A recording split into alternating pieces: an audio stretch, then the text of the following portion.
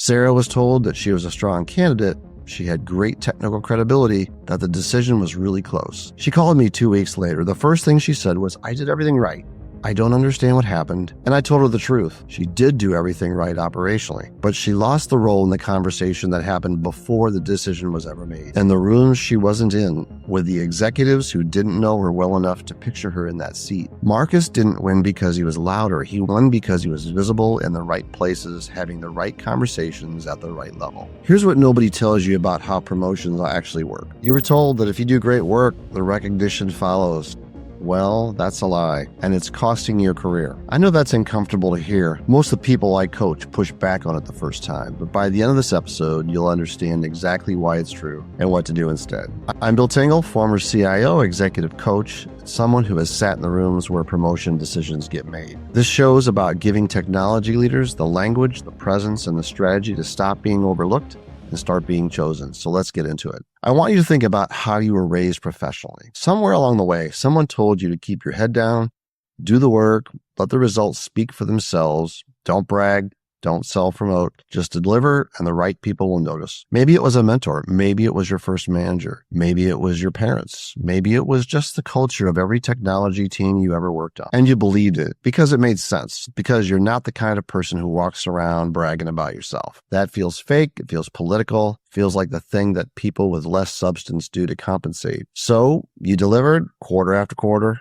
project after project, clean execution, on time, under budget, high quality, and you waited, and you waited. And the recognition you were promised never quite arrived the way you expect. That's not a coincidence. That's a system working exactly how it was designed, just not in your favor. Let me tell you about Sarah. Sarah was a VP of technology at a regional healthcare company. She was sharp, disciplined, and one of the most reliable leaders in the organization. She had led 3 major system migrations in 4 years, all of them on time, all of them under budget, 0 patient data incidents. When the CIO announced she was stepping down, Sarah was ready. She had the track record. She had the relationships on her team. She had the institutional knowledge.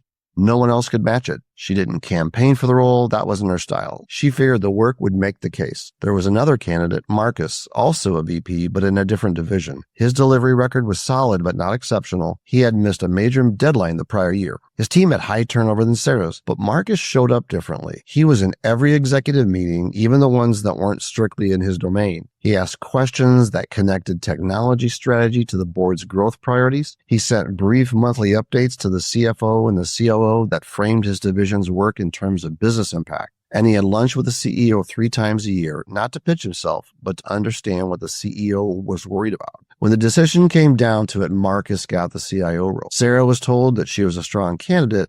She had great technical credibility, that the decision was really close. She called me 2 weeks later. The first thing she said was, "I did everything right. I don't understand what happened." And I told her the truth. She did do everything right operationally, but she lost the role in the conversation that happened before the decision was ever made. And the rooms she wasn't in, with the executives who didn't know her well enough to picture her in that seat. Marcus didn't win because he was louder. He won because he was visible in the right places, having the right conversations at the right level. Here's what nobody tells you about how promotions actually work. They're not a performance review. They're not a merit ranking.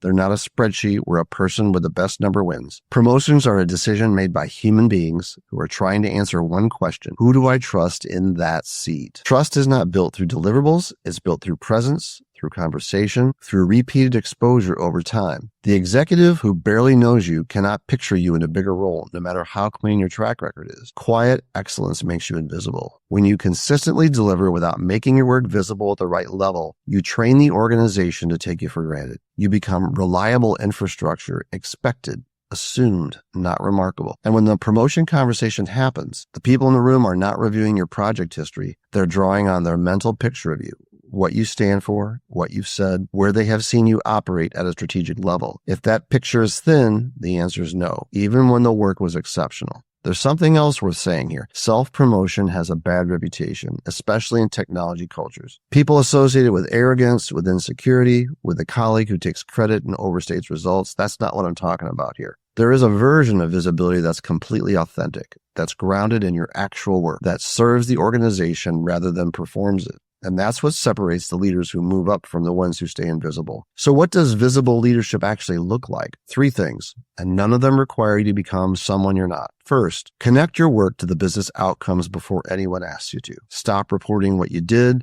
Start reporting what it means. Every update, every status report, every executive conversation should answer the question, so what does this mean for the business? We completed the cloud migration becomes, we reduced infrastructure costs by 18% and cut our deployment time in half, which means the product team can ship features faster. Same work, different frame. One gets filed away, one gets remembered. Second, get into the conversations that shape strategy, not just the ones that report on execution. Sarah was excellent in the rooms she was assigned to.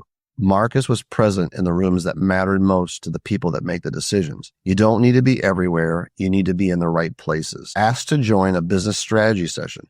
Volunteer to present to the CFO or the COO. Offer a point of view on a business problem that has nothing to do with technology. Show up as a business leader who happens to have deep technology expertise, not a technologist who was invited to the table. Third, create a simple rhythm of visibility with executives above you. You do not need a monthly newsletter. You don't need a brief, consistent presence. A short update that connects your team's work to something they care about. A question that shows you understand their priorities. A conversation that happens before the crisis, not only during it. Marcus didn't do anything manipulative. He made himself known. He stayed relevant to the people who mattered, and when the decision came, he was already present in their thinking. You can do the same without bragging, without performing, without becoming someone you're not. Here's what I want you to take from this episode. Your work does not speak for itself. It never has. It needs you to speak for it in the right language, in the right rooms, with the right people. That's not self-promotion, that's leadership. The leaders who get promoted are not always the best operators. They're the ones who make their work legible to the people who make decisions, who stay present in the conversations that shape the future, who build trust with executives before the decision is ever on the table. If you are sitting in a role right now with a track record you're proud of and still wondering why it's not translating, that's your answer. You're not invisible because you lack talent. You're invisible because the right people don't have a clear enough picture of you yet. This podcast is going to help you change that. If this episode resonated, share it with one person who needs to hear it. Subscribe so you don't miss the next one. I'm Bill Tingle. Thanks for listening.